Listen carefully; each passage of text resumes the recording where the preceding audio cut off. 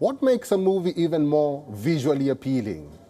Is it the music composition, the background score that comes along with a scene?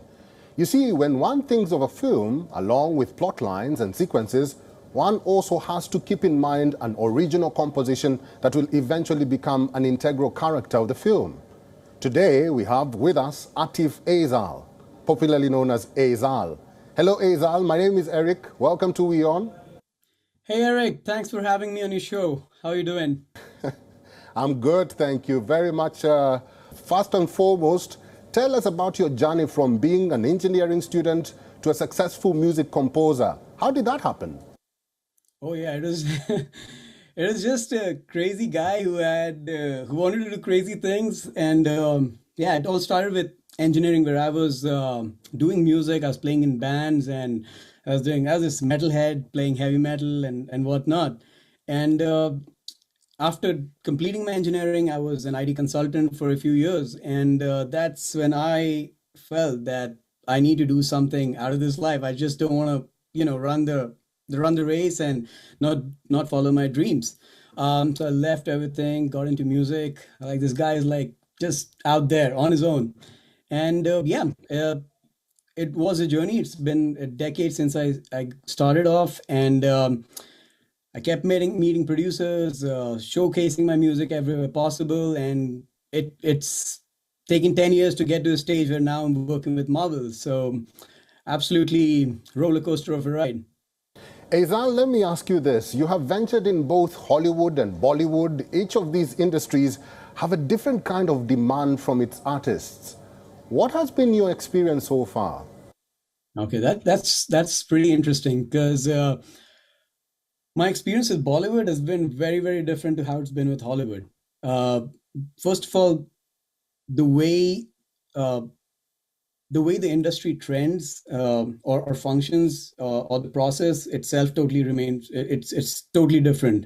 In Bollywood, I was expected to smash out things that are trending or things that would appeal to the geography of the Indian audience.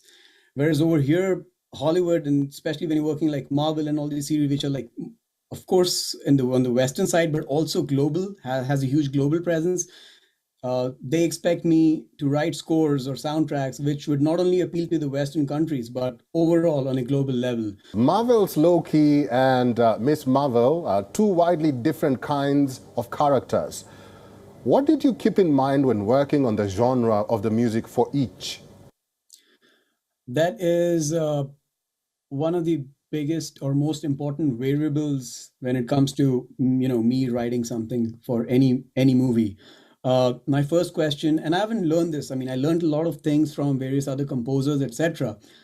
But usually my first question is about the character and the age of the character, because everything changes. I mean, every 5 years in our lives, things change. Our approach changes. So as you rightly said, Loki is way different to Kamala in Miss Marvel.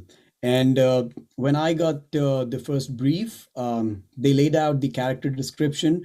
And sometimes what I tend to do is you're not going to see certain things in the final film, but they do draw the backdrop of the character, which is not even shown in the film, but it exists so that we all understand it. So I like to dive a little more in that and understand the character, the things that the character does, how all those details, and that's what I like to get into that, and it just helps me write the score perfectly for them. Finally, Aizal, before we let you go, it's my tradition to let my guests let loose. We would like to request you to jam or sing for us in your own style. I found a love for me, darling, just dive right in, follow my lead.